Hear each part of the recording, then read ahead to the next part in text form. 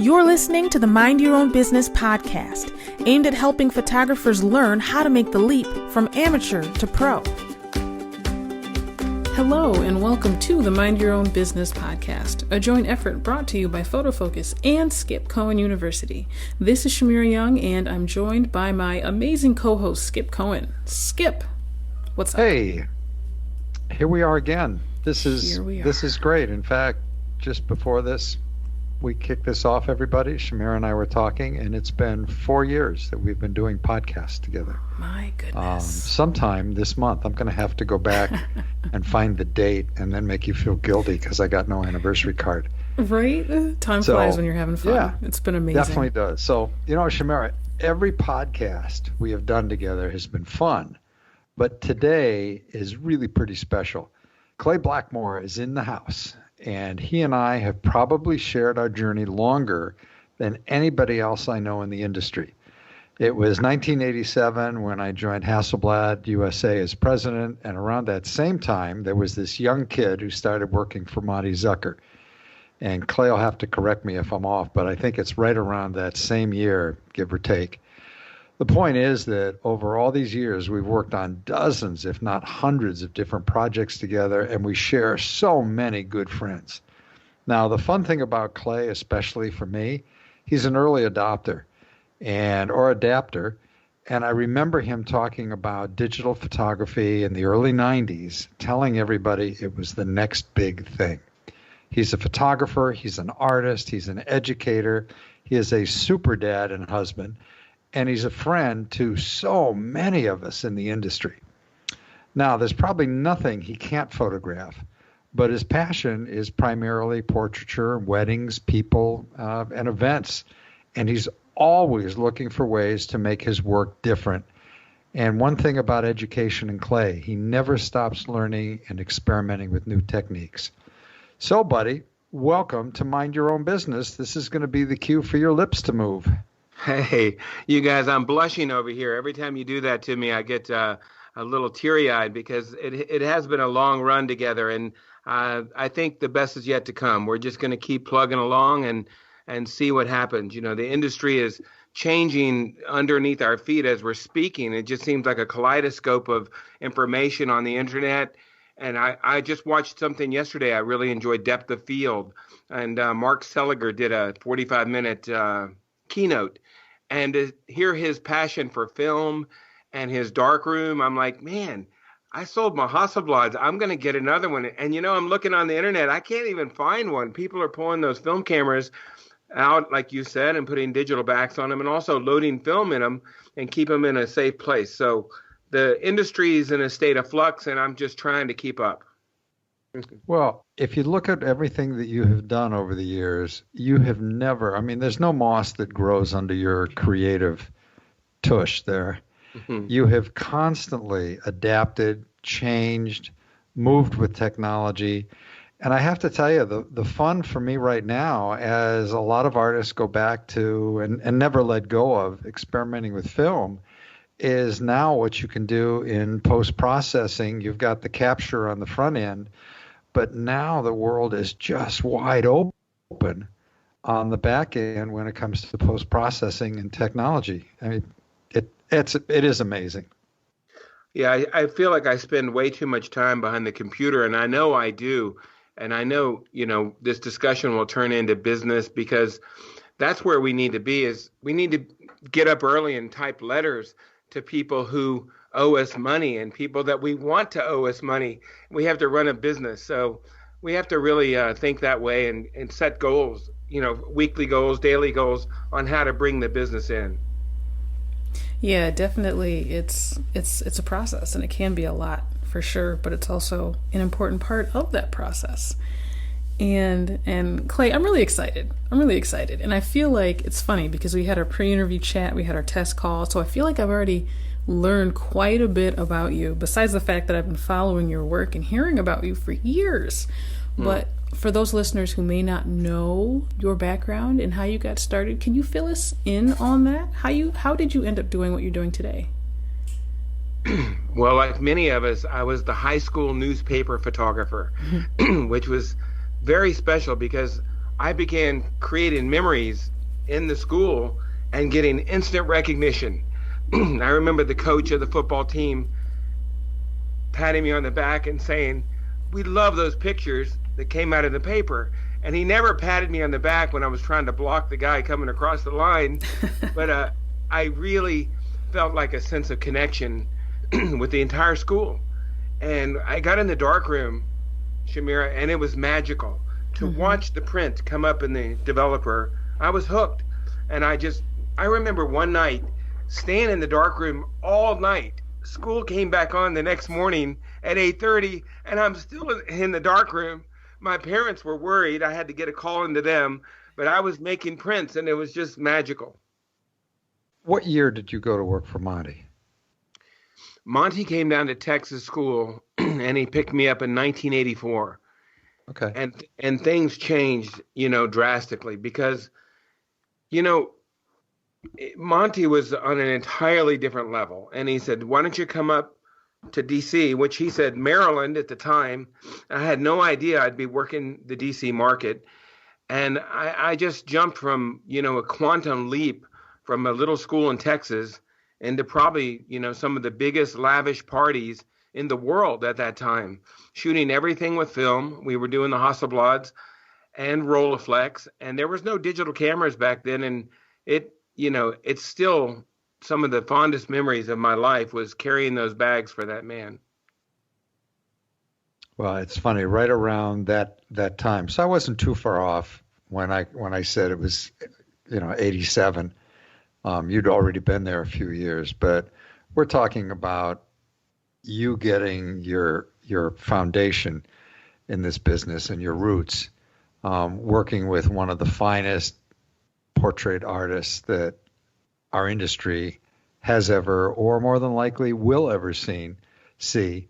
But then you took his style, and what's very cool is over the years, you blazed a trail of your own, with your own technique and your own style and mixing it up a little bit. And that kind of leads me into one spot that I'd love to start in, because a very important part of everything you've done, and I've followed it all for so many years, has been in relationship building, whether it was with Monty and other photographers or with vendors or with your customers. I'd love it if you tell the story about the caterer that you once told me who wound up becoming one of your very best clients for referrals. Well, you reminded me of that story just last week, and I was working on some things just exactly like you're talking about. I'm creating motion, video, pictures to music for the catering industry for an event space called Tusculum Farm. And we had an open house, and they had that video playing on 3 huge screens, including one was a theater. So the brides were walking by, and there's just these magnificent motion and the pictures and the drones, and the farm is recommending us 100%. And I think the story you told me, the reminded me of, the caterer said, her name's Charlene Sherman, Baltimore's #1 party planner. "Hey, Clay, I got to stand up at a trade show and show pictures for 30 minutes on a flat screen plasma. Can you fix me up, a dozen of our best pictures that we've done together?" And, it was like 2 or 3 days later, she had a video 3 minutes long that just looped, and it was all video. You get in the middle, a few photographs, mostly all video. And again, I'm still her favorite, photographer because of that one move of getting, marketing materials. We're all in allied vendors. Anytime you do an event these days, you have to just know who's the caterer, who's the florist, who put the food on the table. Let's make sure they're all recognized photographically. And we're kind of a key element to the marketing for these people. Well, I want everybody listening to just pick up on the significance of that. We had a caterer or a wedding planner ask Clay for some images, and instead of just giving them some files and saying, "Here you go, use them as you'd like," you took the extra step and actually put together a 3-minute video showing everything that she wanted to show of her work. And that's where that relationship building comes together so well. I remember Bob and Don Davis talking about how when they finish an event, they will send images to the various vendors that have been involved. And just it's the tagline is with our blessings. Just here it is. Here's some images we got of your guys at work at the wedding last weekend. Use them as you'd like. And again, that's what builds relationships, especially with referrals. And now you're talking about being the number one recommended photographer at another venue. I mean, it doesn't get any better than that. You know, I have to jump back because I know this podcast is talking about how it all began, but I'm going to kind of jump back to college. And when Monty came through town with the Texas school, I met Dean Collins, I met Tom McDonald, Don Blair was the biggest kick of the whole school. I was in awe of these guys. These were the rock stars. And they left, and Monty on the final day, guess what? Tony Corbell and I were Monty's Maverick and Wrangler. Whichever one was higher, I was underneath Tony carrying Tony's bags. You know, it's so much fun. And now Tony and I are best friends, and as you are with all these guys. So it's an amazing experience. But to come to Maryland for 3 months for a summer, at the end of the summer, they said, okay, I'm sorry, I get emotional because this just brings it all back. So these are true tears coming from this story. But Monty said, you need a tuxedo. You need $15,000 worth of camera gear. You need a good car. And I hadn't even finished my degree, Skip. I said, I don't even have a degree in photography. So I said, I'll come back, Monty, but I have to go back to Texas. So I went back to get that degree. And I realized in 3 months here in Maryland, I learned more than I learned in, 5 years of school and high school and college about photography, because I learned what's important is dealing with people. And what I was doing is I was working at the camera store in Huntsville. Anybody that knows me, I probably worked more jobs than anybody in, the next 3 guys together. But I would go to my photography class and the teacher said, guess what? The E6 machine, it's not acting very well. So you guys, you can turn your assignments in next week. That's what I was getting, a very sterile environment to photography. When I went across the street to the camera store, I was taking the orders from customers, and they said, what do you mean the order's not ready? You said it would be ready today. And somehow we had to get the order ready for that client. If it meant driving into Houston, process and print it, drive it back out so the client received their order on time. So I love school. I love education. I think it's important, but you don't need a college degree to get where I'm at. You need to just pick up the bags and work and go and respect people's deadlines. And I think what I'm trying to say is that, being around the better photographers is, Jack Nicklaus, when he went out to play golf, let's say he's a young man, 18 years old, he played the club pro and he played everybody that was the best golfer at the club because he wanted to be the best. And that was my lucky break. I fell into these circles, with Monty and Bill McIntosh and Al Gilbert. I'm carrying the bags for the best photographers in the world. And I just said, I'm going to keep up with these guys. And that's kind of my backstory. Clay, I love this topic of lessons that you've learned over the years. And you're absolutely right. There's a night and day difference between photography classes in a school environment versus the real world and trying to run your own business. I mean, I know some very talented photographers and just artists in general who are so skilled, but no one is seeing their work because they haven't learned how to build relationships or deal with people or deal with clients. And so I'm curious, and I hate to kind of put you on the spot, but are there other lessons, or is there any big lessons, other lessons that have stood out to you? I know you mentioned respecting your client is so important. Or is there anything else very important that you've learned as far as building your business and dealing with people that you think our listeners need to hear about?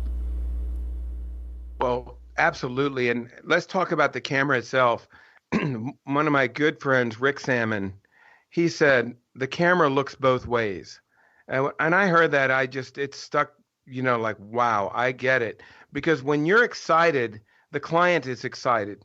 When you bring energy to the session, to the shoot, to the meeting, the first time you meet with a customer, that energy is kind of like reciprocal. They bring it right back to you. It's a mirror. So that's my advice to people: is get excited, get the fire in your belly and go out and get the work. And when you get behind the camera, get excited.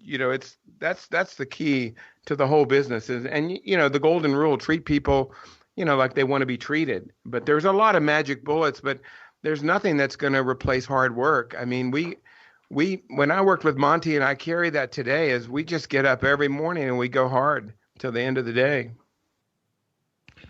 Well, there are a couple lessons in here that I've watched you tie into programs over the years. Let's talk about never let the weather hold you back, because one of your signature images, and we actually did an episode of Why on the SCU blog, was the bride and the bridesmaids in the snow.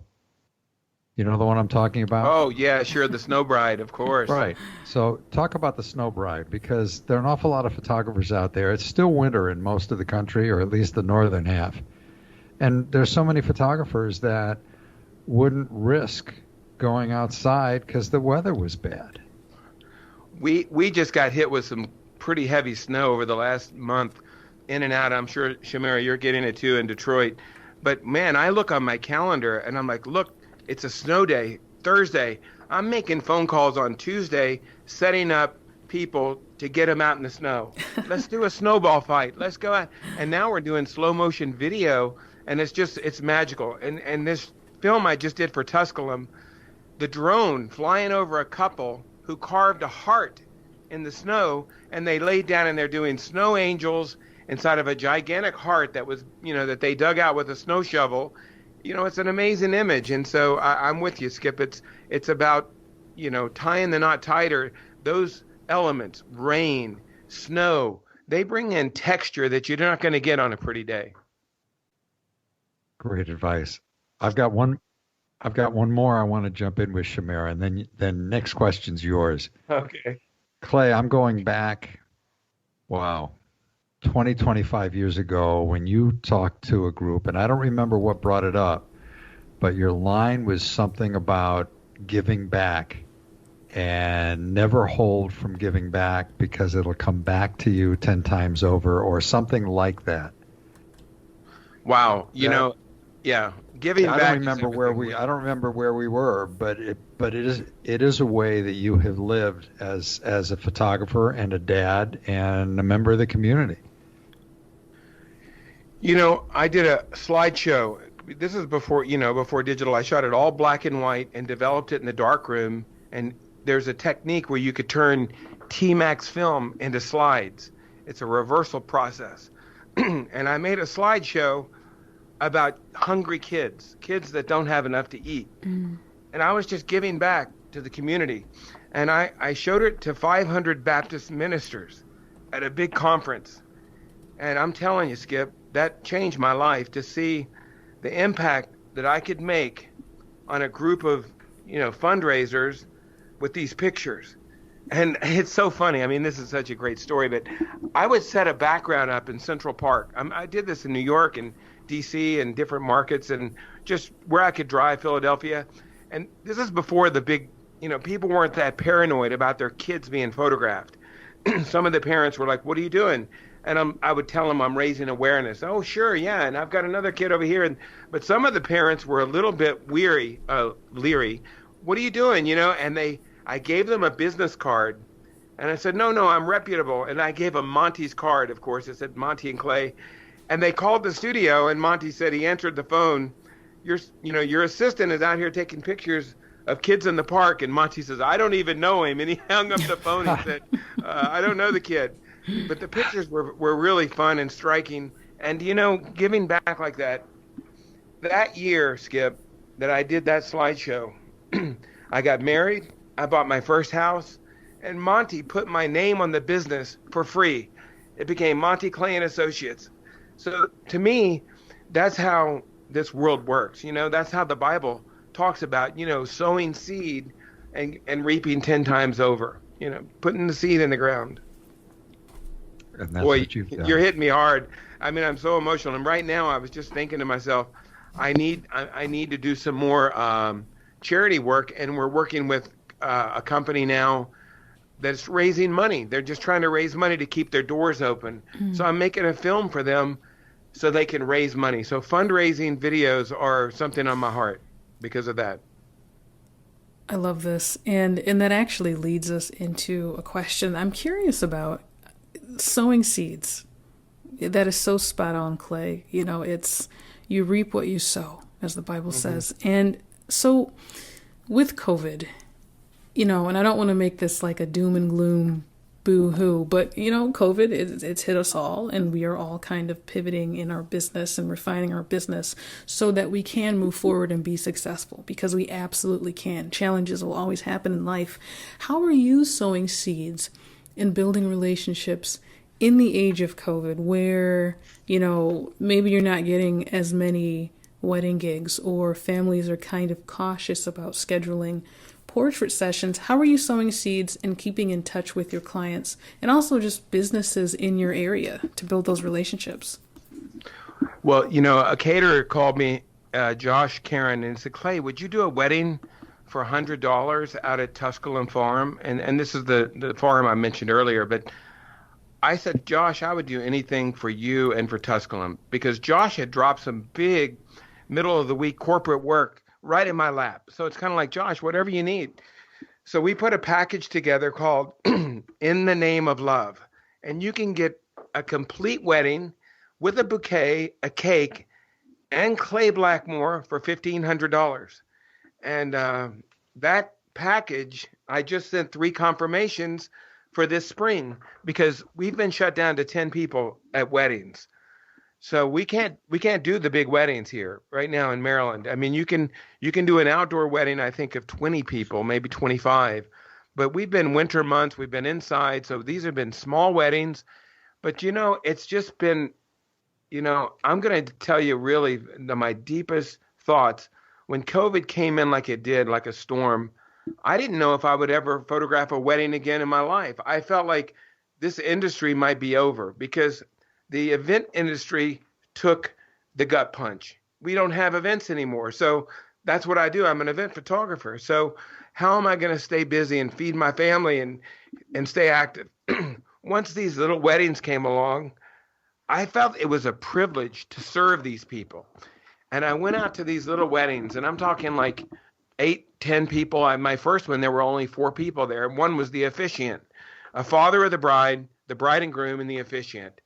They were my best pictures ever, bar none ever, because I felt like somebody was taking something away from me, but I had this last little chance to make it right and do something, do some work that was over and above. From that little wedding, I've done 15 weddings at the farm, and guess what? The people are reciprocating. They're buying albums, they're buying gift prints, and we know when COVID lifts, they're going to have the big weddings, and we'll be right in place, to pick up the 200 people weddings. I've said it a few dozen times over the last few months. Hunkering down is about your health, not about your business. It's not, you don't need to hunker down on staying active, on being out there. Hey, in terms of where we go on the next question, you just hit on something I want to go after. I know you've got some really unique things coming up with LexJet and Canon. Let's talk about that briefly. Well, they asked me, what do you want to talk about? Because I am still a Canon print master. I was a Canon Explorer for 25 years. They made some heavy cuts on their marketing, as most camera manufacturers have. But I'm still making prints for golf courses. And in fact, we're printing last night and today, doing big installations. And I said, I can talk about printing. And they said, you can talk about anything you want. And I said, well, what's popular and what I'd love to talk about is motion. Adding motion to stills to increase your revenue and reach. And they go, that's it. We want that. There's nobody else talking about video, and you're in. So I'm literally turning the soil around here and realizing how much video I've been doing It's amazing. I'm telling stories for people. There's a hairdresser down the street. She's my best friend. She said, Clay, we're doing all these safety measures. Well, I was sitting in her chair, and as she was trimming me up, I said, I'm going to be back here today with a video camera. And I made a film about her company, about their safety measures. It was on Instagram that week. It's a 1-minute video, and everybody, you deal with the hairdresser like Marcella, 400 likes in one day. You know what I mean? And it's all going back to your business.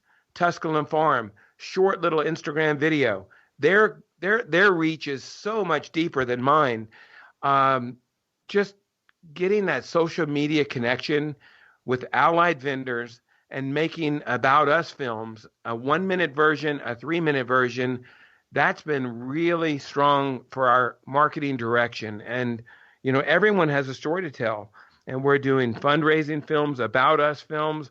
We're doing films on education, I mean, my head is exploding on where the video world is going. And, anytime you look at the internet, nobody wants to read. They just want to watch the videos. That's true. That's very true. And I mean, what a great potential source of income for business. And also, like you mentioned, serving people, serving the businesses, other businesses in your area, because we are all in this together. I really love that. And well, let me talk about real quickly how some of these listeners are thinking, well, I don't want to do video. I don't know anything about video. For me, the Canon cameras and all of them now, you just switch the switch and it's rolling video. That's right. But to roll good video, that's a whole nother story. To make films and to edit. So I started outsourcing it. I called a couple of friends and said, hey, I have this really nice wedding, June 4th over at the Four Seasons, and the client wants me to do the video as well. Because why not? When you're dealing with your clientele base and you're dealing with your vendor, if you can just get it all in one package, one stop. I'm going to get an album and a video from this vendor. His samples are wonderful. I like him. I trust him. Let's go forward. So I quickly call a really good filmmaker and said, what are you doing June 4th? Oh, I can take it. And I said, look, I'll give you $2,000 to film it, shoot it, edit it, and give me 2 edits. They said, sure, that's great. That's better than I'm doing now. So I locked it in and I charged the client $4,000. And I'm taking all the responsibility, but I basically saw the quick potential to double the bottom line on that video, to mark it up. And now our videos are like 6,000, and I'm all involved as much as I can with the planning and the shooting, because I love motion, and it all blends together, the framing. And but I'm going to keep talking here about one of the most important points. Never think you can do the shooting of the video and the pictures by yourself. Mm-hmm. That's an old saying, chase 2 rabbits, catch none. Meaning those rabbits are running fast and there's 2 of them. You got to go with one. I'm going to be the photographer today. I'm going to be the filmmaker today. I know one huge wedding I had, I don't think I took a picture for the first 3 hours. I was just in the middle watching the photography and the video take place and just kind of being let me move the light. I was the assistant. I was lighting everything for them because it's so important, and the sound, and it's so engaging, and it's a mountain. Making a good video is a mountain. It's not easy. I mean, it's like you put a bat in my hand, a baseball bat, it's worth $38.95, a Louisville Slugger. But if you put that same bat in the hand of Babe Ruth, it's $1 million bat. It's worth so much more.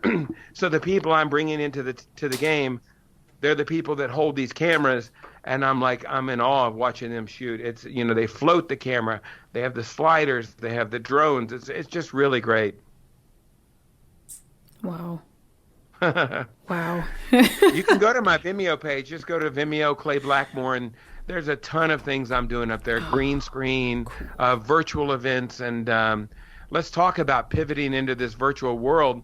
This Wednesday, or actually this Thursday, I'm streaming a bat mitzvah. And the bat mitzvah is going to have 3 cameras, 2 audio feeds, all coming back into one little switcher and going back out to Zoom and Facebook and YouTube. So I'm actually the producer of this event. Well, what did I do? I just hired a guy to do it for me. I'm in the middle. I'm taking all the responsibility, but I'm also taking the lion's share of the profit. Again, guys, I just get choked up talking about all this stuff because I am excited about these, this virtual world. There is a silver lining, and that's creating stories for people and projecting them out there. I mean, this past Saturday, Skip, I had a bar mitzvah, and I was not even hired to do the video. This is the third time they rescheduled this event, and they finally said, let's just get this event in. The boys are going to be going to college soon. It's in a tent. I show up, did a beautiful set of pictures, and at the same time, I brought a video person. We did a beautiful video as well, and, I came home. It's a Saturday, beautiful afternoon. I should have gone home and spent time with Daniel, my son. He's 14. I have to retouch 15 pictures and set up a Dropbox because my biggest competitor is a cell phone. Mm-hmm. When people shoot with their phones, it's that immediate, like, wow. Mm-hmm. So now my competitor is your phone. So I'm all about getting home, getting the pictures back as quick as I can. And the mother emailed me. Of course, she put pictures on her Facebook, and I'm her friend on Facebook. We've been friends since her daughter's bat mitzvah. And she says real big, thanks, Clay Black. I'm crying. Thanks, Clay Blackmore, for making me finally feel normal. Like you put the normal back in the day. And all her friends, I'm looking at, wow, Tara Primus, wow, Beverly Davis, wow. All these names kept popping up like the promotion and the advertising was second to none. So it's really just learning how to command that social feed for your clients and work with them. Oh my goodness. Oh. Wow. Okay, you're going to make me cry. True story. That's amazing. I need a box of Kleenex, guys, but it's true. Goodness. I'll send you her link. She said, thanks for finally making me feel normal. It was great. That is the highest compliment. And so we're coming up on our final question. I always say this, I can't believe how fast these interviews go. And Clay, you've just dropped like golden nuggets of information and mm-hmm. helpful information in your heart and your passion. I mean, they really shine through this whole interview. And so I hate to wrap it up because this is so great. But I do want to ask our favorite final question. Skip, if you don't have anything else that you wanted. We could go on. I have all kinds of questions. Right? I think we're going to want to have Clay back at some point. Absolutely. And we'll do part 2. But for today, we kind of need to wrap it up. So go ahead with our favorite closer. Man, oh man, Clay. All right. So what advice do you have for photographers who might be just starting out during this interesting climate with COVID and everything? What advice do you have for them? Well, my approach has always been ready, fire, aim. Just keep working. Go hard. It's a cyclical business. There's going to be highs and lows, and you've just got to work through the lows and try to get back to those high points. I would have never been so disciplined to learn posing and lighting to the ability that I have if I didn't carry the bags for Monty for over 10 years. We were friends for 20 years, but for 10 years I watched a master do it over and over and over. And fundamentals, that's where the industry needs to get back to, because everybody's just flash on camera, no light, whatever. Let's just go out and get the moments. But we need to start looking at faces and learning how to find the best angle of those faces. And, I look at the time on the clock on my computer, it's 11:17. And that's a monumental number in this studio around here. That's my alarm code. If you ever want to break in to the studio, you just put in 11:17. But that's kind of funny. But we have to get technique back, and people have left that. I take posing stools to a job, and people say no one takes stools to a job. And I said people buy pictures based on 2 things: how does my body look? What's my expression? So I hide the body, so I seat them, and I get great expressions. So technique, when you know it so well, you can work from your heart. And they say the longest road is from the head to the heart. Most photographers today shoot from the head. they talk out loud to the client about their ISO and their lens because they're not even sure what they're doing. They're nervous, and they're just talking about technique. And you know what? When you know it so well, it's like your hands have formed unbreakable patterns to work from the heart. And that's where you need to get to. And it's not easy. It's 10,000 hours of practice. If you want to be Tiger Woods, it's 100,000 hours of practice. You've got to go hard, start early, end late, and pray. You know, I'm going to tell you, every morning I pray that the Spirit would give me clarity, would give me good ideas, would give me energy, would give me good decisions, good health, an abundance of wealth, new customers, new friends. I could go on and on and on. I'm very spiritual, and I think that's what we need in this time. You know, this is a time where the world is changing so fast. We have one thing we can hold on to, and that's the truth that's in the Bible. So that's how I want to end it. And I've never felt so emotional about anything, and I can't wait to share some pictures with you and some videos. So let's do round 2, coming up with some visuals, and I'll be even more excited. Absolutely. Love it. Love it. Done. Yes, and we'll make sure to include the link to your Vimeo. I never know how to say it.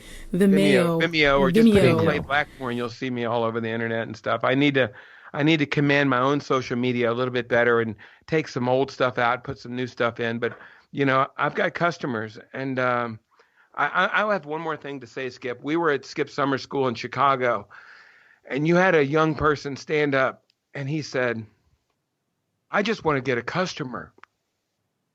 And I heard that from that young man, so sincere that he just wanted to have a customer. And I thought, you know, I've got 5 customers that I haven't returned phone calls to. And I left DC to come here. I've got 20 active jobs. So I'm crying again, but I rushed straight back home and said, no more teaching. Take care of the people that are taking care of you. So I've kind of shut off the teaching and the traveling and the touring. I'm all about the customers because I feel so darn lucky to have people, you know, that come to me for photography. And that young man in your Skip Summer School, he said, "I just want to get a customer." He changed my life. You know, I came home and said, I have a customer, and I'm going to make that one customer feel like they're my only customer. And that's what I do with everybody. That's how we're going to end it, Shamira, is that everybody who comes in front of your camera, everybody who calls you for pictures, you've got to make that person feel like they're your only customer. They're your only assignment for that day. And that's how you'll be successful. That is the perfect way to end this podcast, this episode. All right. That is the perfect advice. It is. And where can folks find you, as far as your website, your portfolio online, Clay? Yeah, just type in Clay Blackmore, and there I am, ClayBlackmore. There's too much chatter out there on me, but I'm actually about to launch a new website. So this podcast is going to air in a couple of days. I think I'm going to open up my new site in 2 days just for you guys, and it's going to be full of video and pictures. So there you go. You've been Awesome. a good catalyst for me. And what will that website URL be? It'll just be clayblackmore.com. Oh, love it. Perfect. We will make sure and include a link. And Skip, where can folks find you? It's always the same. I'm Skip Cohen on Facebook. I'm Skip Cohen on Twitter. Everything I write every day is at skipcohenuniversity.com. And we always encourage our listeners, if you've got a request, if you've got an idea, if you've got a question, my email is skip@mei and the number 500.com. We want to hear from you guys. It's thanks to your feedback that we can keep building on this program, which Mind Your Own Business now has been going for 6 or 7 years. And Shamira, same question for me to you. Where do they go to find you? Yes, folks can send me an email at shamira@photofocus.com. That's my first name, CHAMIRA @photofocus.com. We love getting questions, ideas, feedback. It shapes how we move forward with the show. And I mean, it's just so much fun having amazing guests on this show. And Clay, you've been amazing. This has been awesome. We want to thank you again. Yeah, this was the equivalent of that, 400-yard hole-in-one drive that that Tiger probably did once. That was great. Yeah, I love sharing, and thank you for having me, and we'll do another one day soon. Looking forward to it. Works. We want to thank our listeners for joining us as well. Please tell your friends about this podcast, especially if they want to improve their photography business in 2021 and beyond. We look forward to having you all with us next time on the Mind Your Own Business podcast, brought to you by Photo Focus and Skip Cohn University.